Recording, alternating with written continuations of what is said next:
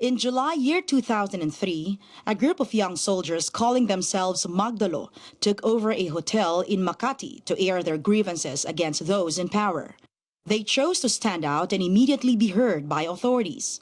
One of the group's leaders was then Lieutenant Senior Grade Antonio Trillanes IV of the Philippine Navy. Today, Trillanes is a member of the Philippine Senate after getting elected in 2007. The Magdalo, which started out as a socio-civic group, is now formally recognized in the party list system, primarily taking up the cause of the men in uniform. Trillanes graduated cum laude at the Philippine Military Academy in 1995 with a degree in Bachelor of Science in Naval System Engineering. As a former naval officer, his unit helped run after smugglers, illegal loggers, and poachers within the country's territory. Trillanes' military career was also highlighted by the search and rescue efforts for the survivors of the ill-fated MV Princess of the Orient. Various groups have given recognition to his campaign against criminality. Not one to rest on his laurels, he pursued postgraduate studies at the University of the Philippines and finished a master's degree in public administration. He also completed the National and International Security Program at the Harvard Kennedy School in Cambridge, Massachusetts. He minces no words in pursuing his advocacies, even if it meant going against the highest officials of the land. As a staunch critic of the Arroyo administration, he was imprisoned for more than 7 years, but was pardoned by the Aquino administration. He was apparently destined to become a senator after winning a seat in the 2007 elections despite campaigning inside his detention. At the Senate, Trillanes took his anti-corruption campaign at a higher level, this time exposing alleged anomalies involving Vice President Jejomar Binay. He was also among the senator judges who voted to convict then Chief Justice Renato Corona in his impeachment trial. Among his landmark legislations are the Archipelagic Baselines Law and the law on the immediate release of retirement benefits of government employees. Other measures he co-authored are the Salary Standardization Law, Cheaper Medicines, Magna Carta for Disabled Persons, and Expanded Senior Citizens Act. On his second term as lawmaker, Trillanes also pushes for peace and order and poverty alleviation as among his advocacies. While he was born in Caloocan, he traces his roots in Albay, making him one of the contenders for the Bicol votes. He is also one of the 3 Nacionalista Party members aspiring to get support for the vice presidential race. We have in the studio Vice Presidential candidate Senator Antonio Trillanes IV. Good afternoon. Good afternoon, Ms. Amelyn. So, Senator Trillanes, you are running as an independent and not under the Nacionalista Party. Why is that so? Well, I'm still a member of the Nacionalista Party, but since 2 or 3 members of the Nacionalista Party are running for Vice President as well, the NP decided not to issue any certificate of nomination from all 3, for all 3, so we filed as independents. But being an independent candidate, and they always say that it's expensive to run for an elective post, where will your support be coming from, your financial support? It will be coming mainly from the Nacionalista Party through Senator Manny Villar, as he assured us that he would support us still. And I believe there are some well-meaning friends and relatives and business leaders who would want to have us in a higher office. So that means the NP is supporting all 3 of you somehow? Yes, yes. Now, you also, when you told the public that you'll be running for Vice President, you also said that you will be supporting the campaign, or you will be supporting Senator Grace Poe for President. Now, you're also known to be a staunch ally or a supporter of President Aquino. Then why choose Grace and not Mar Rojas? Well, it was a collective decision of the Magdalo organization. We set a criteria to choose our next leader. Then we chose, we pre-selected 3 candidates, Senator Grace Poe, Secretary Mar Rojas, and Mayor Duterte. And most of our chapter leaders, numbering 600 all over the country, picked Senator Grace Poe.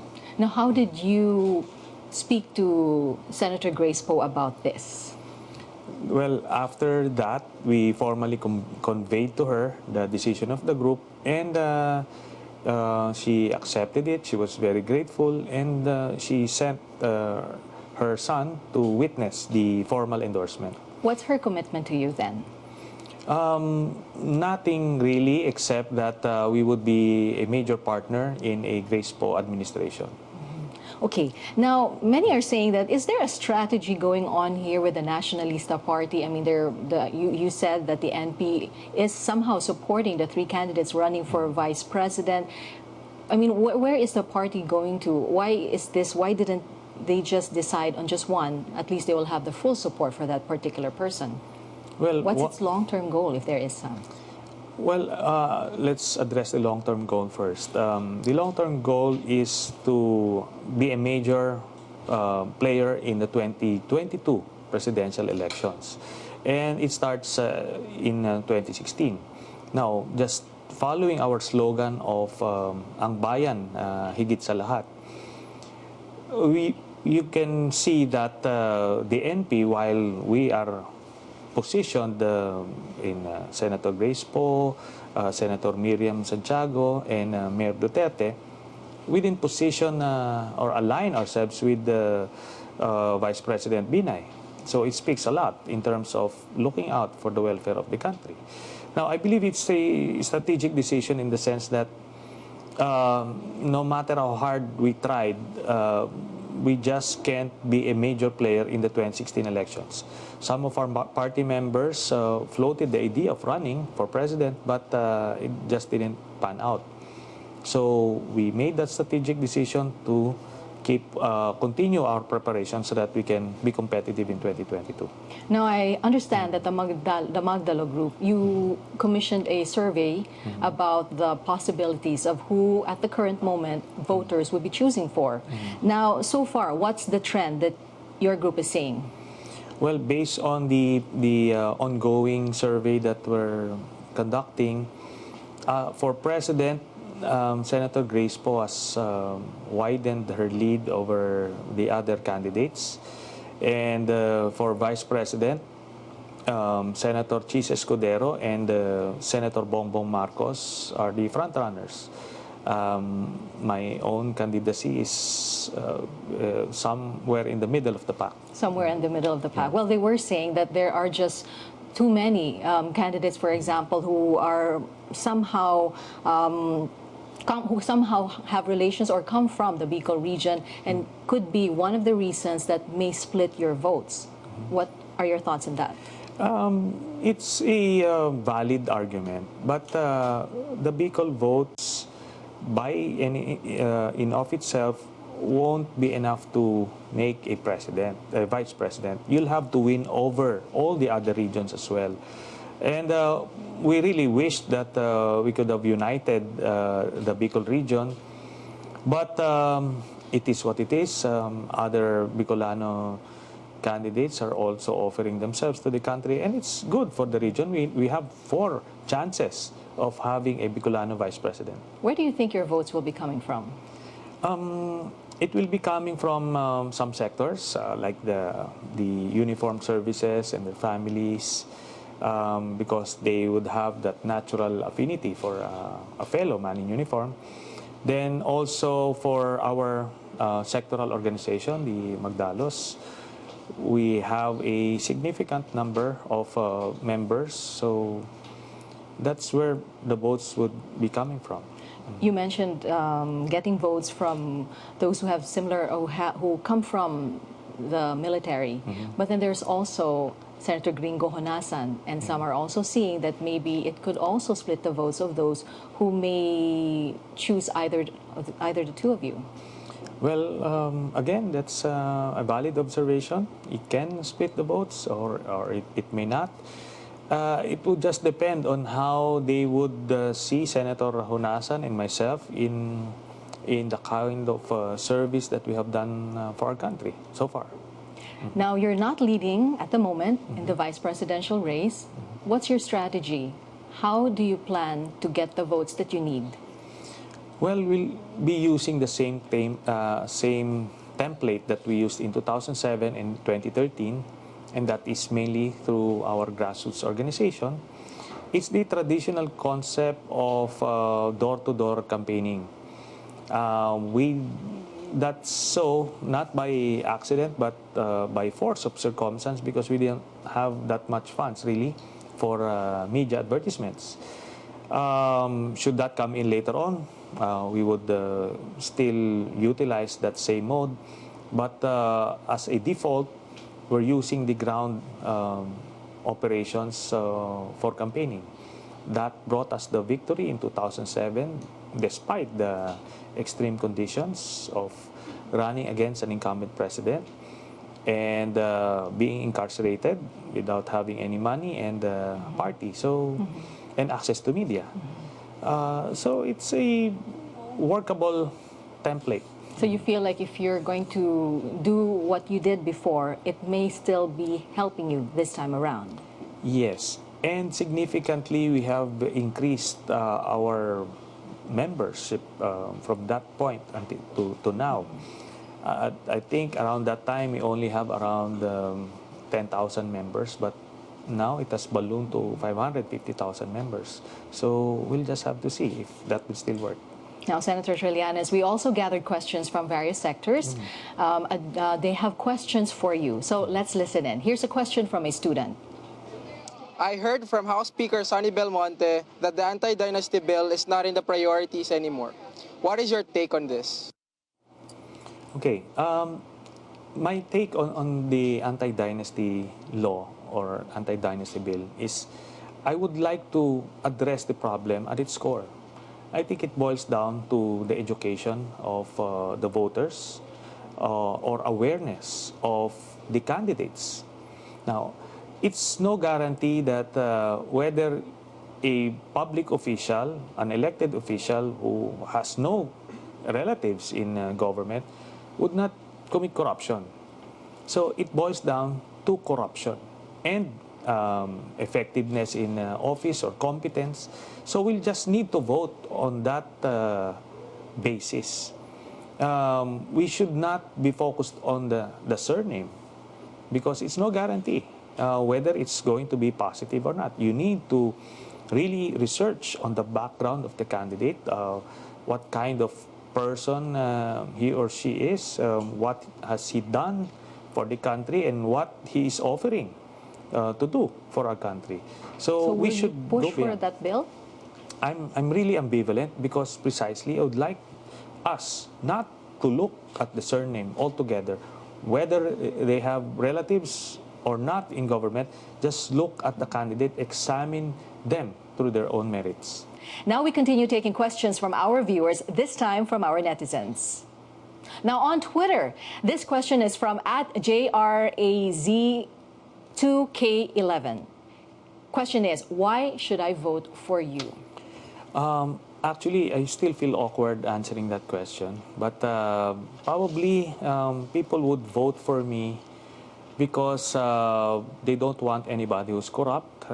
They want somebody who's young and dynamic, and somebody who will not only talk the talk, but would actually be able to walk the walk, or somebody who can get things done. And probably the next reason would be people would vote for me because they want somebody who would stand up against the corrupt political monsters or the bad elements in our society, which are the same elements who are pulling this country down. And probably one final reason is they'd probably vote for somebody who is it will just take what you see is what you get.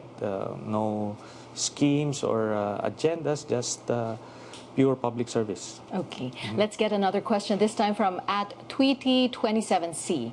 Question is, are you running mainly to campaign against Binay?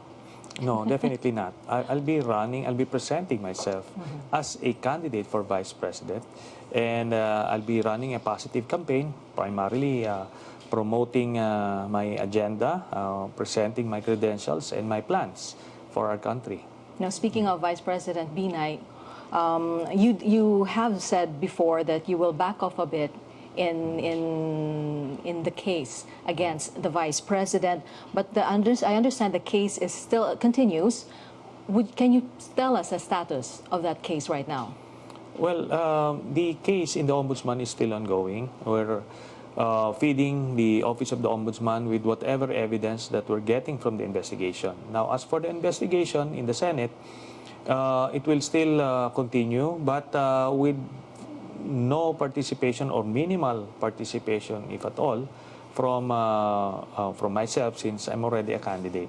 But you did say that you are giving them or new information or leads. Can you tell us what is the latest, or is there something new that you can still unearth?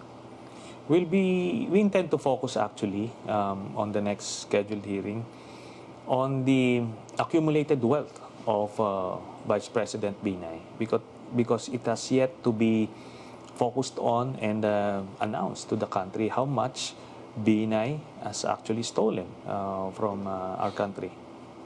Okay, now some are still saying that the main reason why there is this move to find a way to remove Binay from the picture is so that they can, and not because you're trying to find not because of the real reason of finding justice in the end. But what do you have to say to that when people are still doubting the motive or the intention of filing cases against the vice president? Well, I believe this is a matter of duty. In my case, I would like to see, or I would want the people to see the seriousness or gravity of exposing a plunderer who is running for public office. I'm trying to spare this country from or preventing a plunderer from running this country. I believe that is serious enough. You cannot trivialize it by saying that it's political. No, this is a duty for my country. Anti-corruption is an advocacy of yours even way back then. Now, how do you plan to change that perception? How do you plan to change the perception about selective justice, or how it seems like it's only certain individuals being looked into and not the others? How do you plan to change that? Well, first of all, we need transparency in government. Everybody would be able to access information, and that's the reason why promoting the Freedom of Information Bill.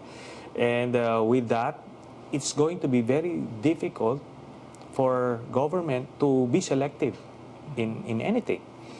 And it would help, for example, there's a new administration, it would help if you would put in good and honest and competent people in government, so that they're expected to be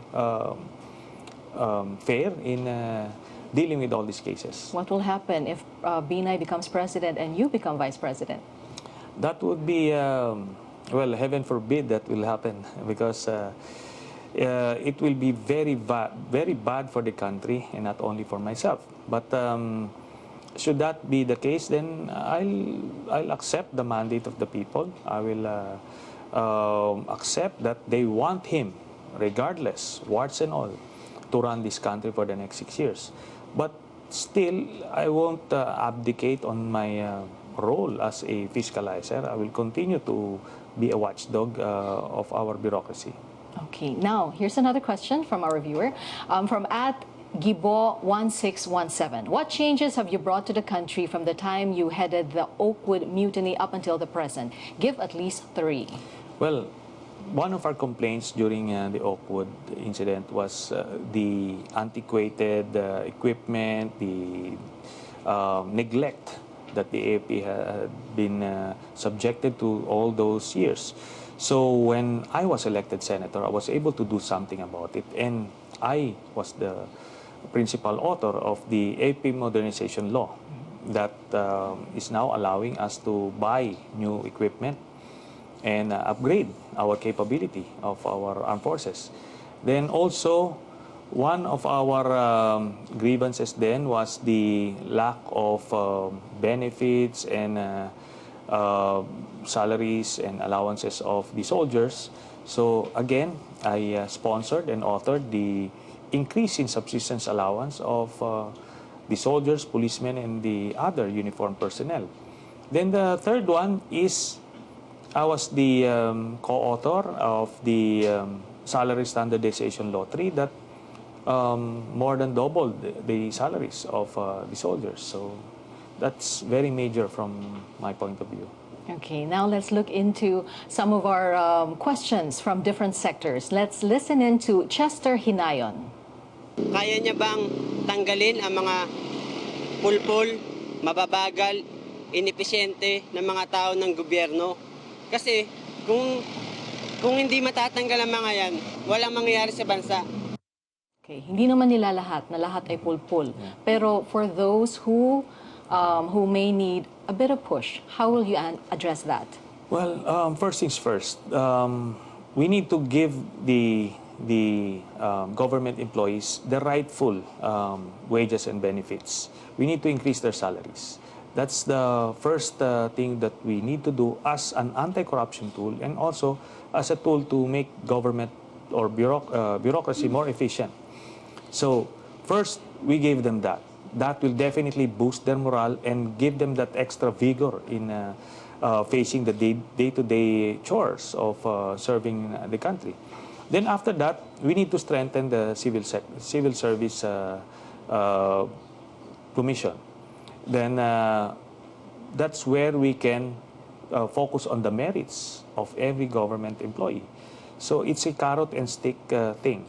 You give them the carrot first, motivate them to give them a better incentive to work harder.